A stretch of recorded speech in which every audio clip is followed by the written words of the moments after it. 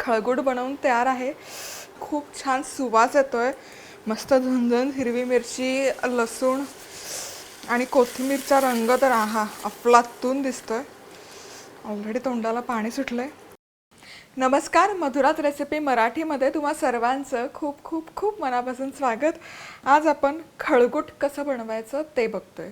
तर खळगुट म्हणजे काय? खळगुट म्हणजे झणझणीत रस्स्याची भाजी। नगर जिल्ह्यामध्ये बनवली जाते। तर खळगुट हा एक बेस आहे।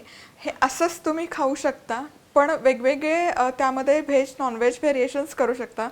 जसं की सांडग्याचा खळगुट करू शकता किंवा तुमच्या आवडीच्या भाज्या त्यामध्ये घालू शकता।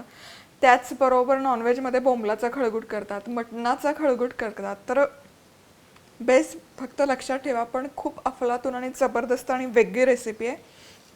तर इथे पाव कप भाजलेले शेंगदाणे मी घेतलेत, कच्चे घेतले तरी चालतील, पण मी थोडंसं ते खमंगपणा येण्यासाठी भाजून घेते।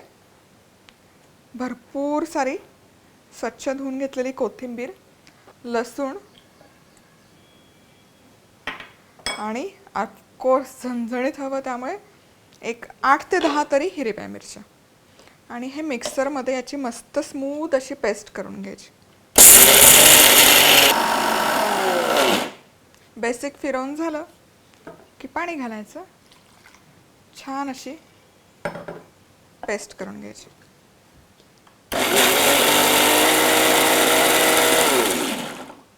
चला तर मग हे वाटण बनवून तयार आहे।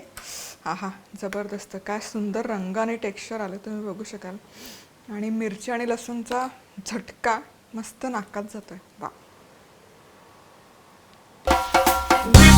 अशाच मस्त चमचमीत आणि झणझणीत रेसिपीजसाठी मधुराज रेसिपी मराठीला सबस्क्राईब करा आणि त्याचबरोबर बेल आयकॉनवरही क्लिक करा।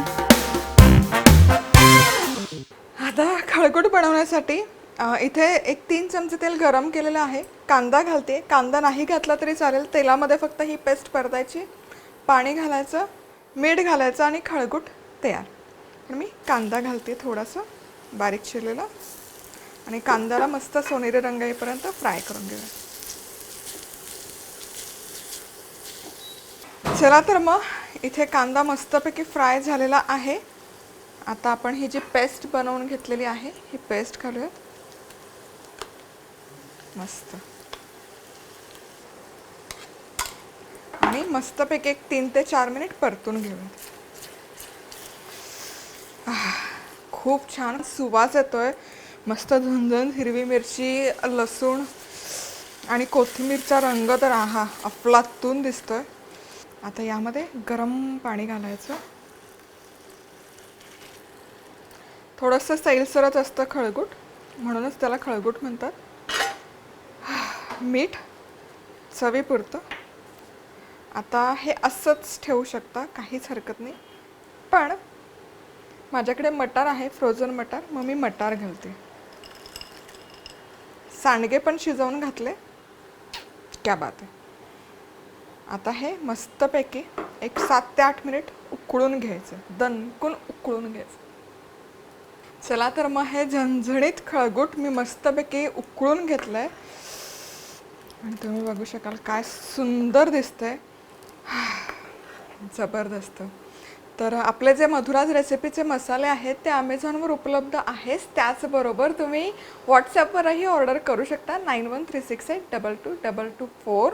आणि आपला विकली कॉन्टेस्ट चालू आहे, मसाला ऑर्डर केला तर ऑर्डर नंबर कळवा।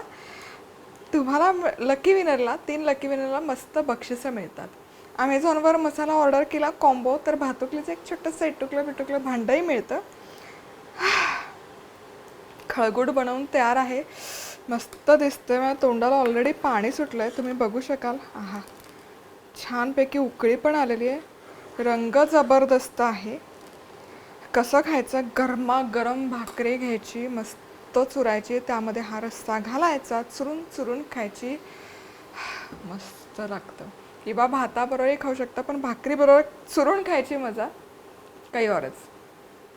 पुन्हा भेटूयात अशाच एका मस्त झणझणीत रेसिपीबरोबर। तोवर मस्त राहा, खुश राहा, आनंदी राहा, आणि सगळ्यात महत्त्वाचं खात राहा।